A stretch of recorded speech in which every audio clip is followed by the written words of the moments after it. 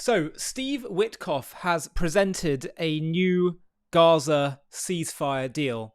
And quite frankly, it is appalling, in my view, because it will lead to, God forbid, the same problems that Israel's been facing with Gaza for so long.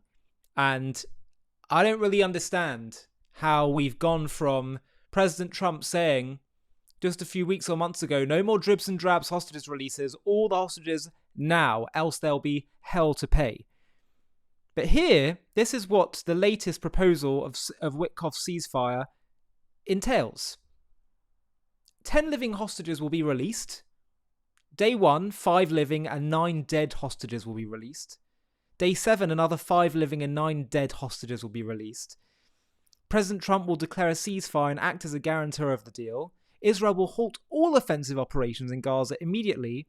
In return for the 10 living hostages, Israel will release 125 Palestinians serving life sentences, which means they're terrorists, they're murderers. They've committed terrible acts against Israel.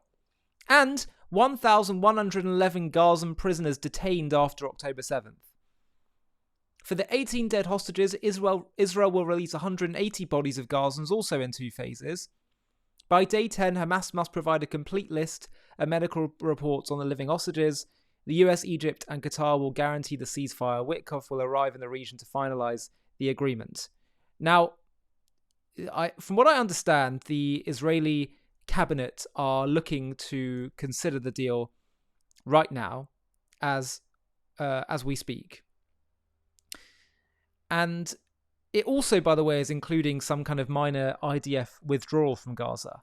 Now, listen, one thing I will acknowledge is that this war has taken a long time. And that actually is because Israel is trying to minimize non-combatant deaths and injuries at the cost of, by the way, Israeli soldiers' lives. And by the way, I question the morality of that. You start a war against me, you try to genocide our people, and now I have to sacrifice so many of our people. But don't forget, people talk about, oh, children are dying in this war. Every life is sacred. A child, an adult, a soldier. These are human beings. These are friends, family. These are sacred life.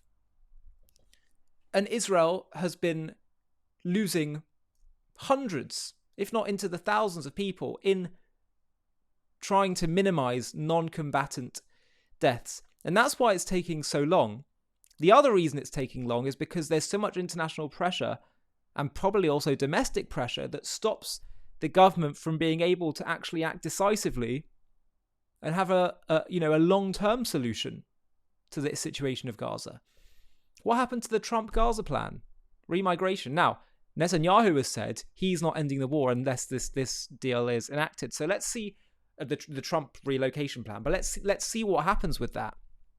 But if this is the deal on the table, then let's just understand the consequences of this. For those who are in any way unclear, number 1, Israel ceasefires. That means Hamas maintain control. What was the point? That's point number 1. Point number 2, Israel releases. First of all, Israel doesn't even get all the hostages back at this point. Again, unacceptable. 3, they're now doing deals with terrorists and saying we're going to release all these prisoners, murderers, people who are a threat to Israelis and Jews. You're, number 1, incentivizing more hostage taking because you're rewarding them. You're also endangering Israel and Israeli security by doing this because you're releasing back into the streets these terrorists, jihadists, murderers. Don't forget, by the way, Sinwar, the orchestrator of October 7th, was released in a prior hostage deal. So you're incentivizing hostage taking, you're endangering Israel's security because you're releasing these people back into the streets. And on top of that, by doing this, you are holding all of Israel hostage because you're rewarding this kind of terror. People say, surely any deal to get back the hostages. Well, if it's a deal that could make everyone a potential hostage target in Israel, What do you say to that? We cannot return to the status quo. And sadly, for whatever reason, this is not a blame game exercise, but for whatever reason, this war has taken a very long time, and therefore these kinds of things, public, opinion and whatever, getting tired and weary and just saying, okay, let's just have a status quo again, is inevitable because people just get weary of this war.